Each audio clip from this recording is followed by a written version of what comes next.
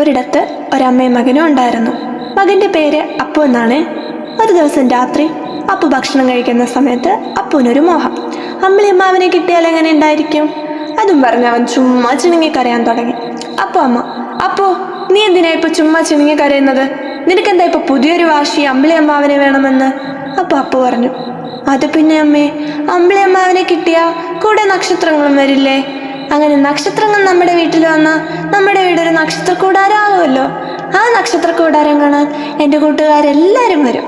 അപ്പം എനിക്ക് അവരുടെ മുമ്പിൽ ഒന്ന് ആളാവാമല്ലോ. അതിനു വേണ്ടിയാണ് ഞാൻ പറഞ്ഞത് എനിക്ക് അമ്പിളിയമ്മാവനെയും നക്ഷത്രങ്ങളെയും വേണമെന്ന്. മോനെ അപ്പു, അമ്പിളിയമ്മാവനും നക്ഷത്രങ്ങളും ഇവിടെ വന്നാൽ ആകാശം അവിടെ തനിച്ചാവില്ലേ? ഇരുണ്ട് നിൽക്കുന്ന ആകാശത്തെ പ്രകാശിപ്പിക്കാനല്ലേ അമ്പിളിയമ്മാവനും നക്ഷത്രങ്ങളും അവിടെ നിൽക്കുന്നത്.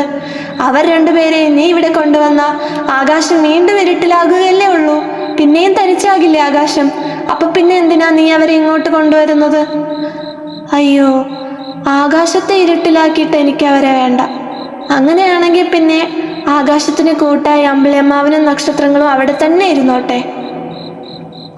ഇങ്ങനെയല്ലേ നമ്മൾ പലപ്പോഴും നമ്മുടെ മോഹങ്ങൾക്ക് വേണ്ടി പലതിനെയും നമ്മൾ ഇരുട്ടിലാക്കിയിട്ടില്ലേ?